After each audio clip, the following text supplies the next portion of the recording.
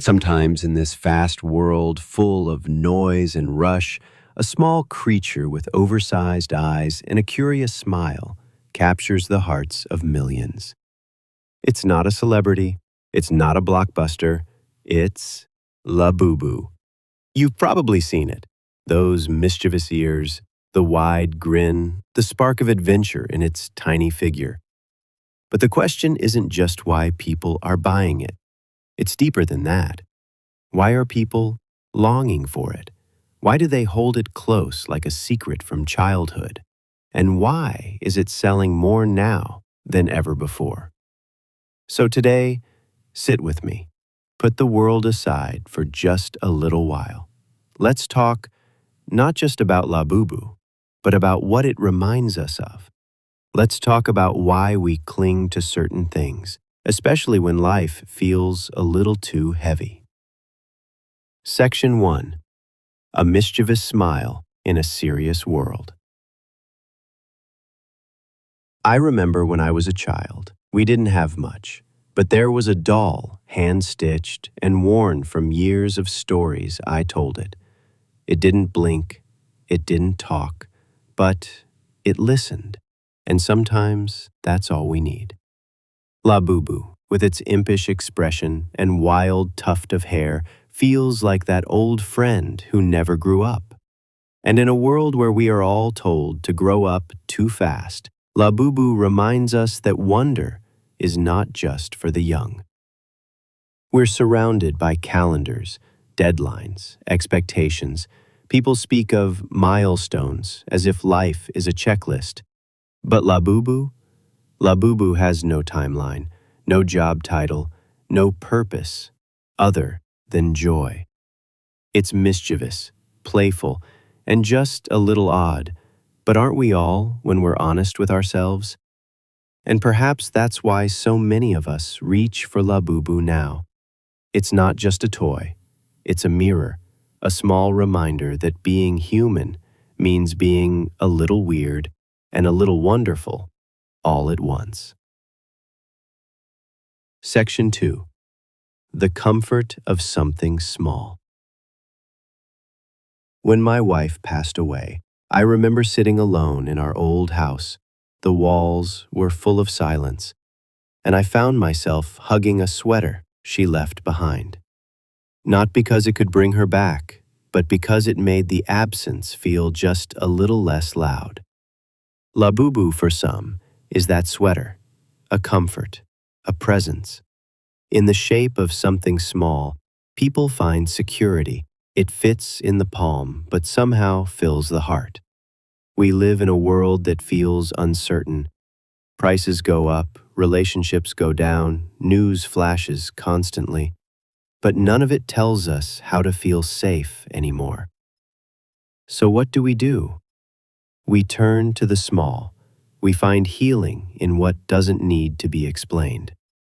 LABUBU doesn't talk politics. It doesn't judge. And collecting is about more than possession. It's about preservation. When you collect something, you're telling yourself, this matters. This has meaning. This is mine. And in a world where we lose so much, jobs, people, time, even parts of ourselves, owning something that sparks joy is an act of quiet rebellion. LABUBU isn't just selling because it's trendy. It's selling because people are building sanctuaries. Rows of figures on a shelf, each one representing a moment they chose joy, a time they held on when everything else told them to let go. But when I hold an old photograph, I'm not just looking at a younger version of myself. I'm touching time. I'm connecting with a version of me who didn't know what pain was still coming, but also didn't yet know the quiet strengths he'd built. LABUBU taps into that same memory. Its design is modern, yet it echoes something vintage. The wide eyes like a child discovering snow for the first time. The crooked smile like a friend from summer camp you never forgot.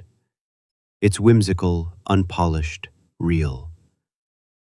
And in that imperfection, people see themselves. They remember simpler days, cartoons on Saturdays, sticky fingers from ice cream, running barefoot with no fear of tomorrow.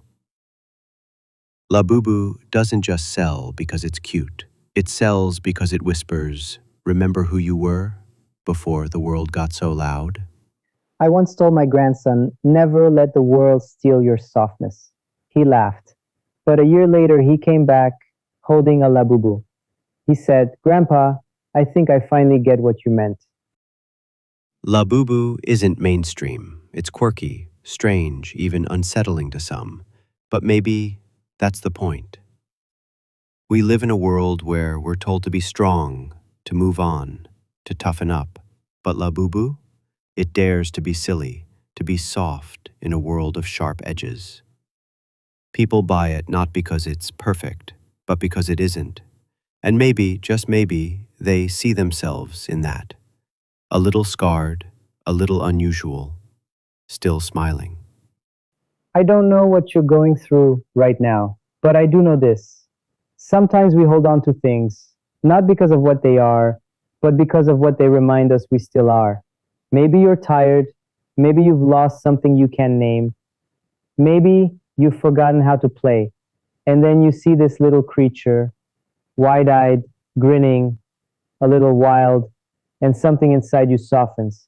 You remember that life isn't always about answers.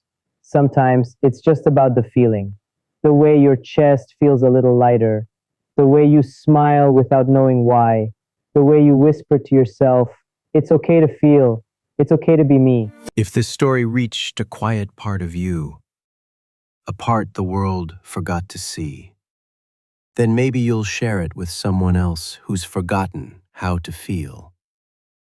Leave a comment below. Tell us what your LABUBU is. That one object, memory, or moment that reminds you of who you are when the world tries to tell you otherwise. And if you need a reason to smile today, maybe, just maybe, you'll find it in the eyes of a little creature with a mischievous grin.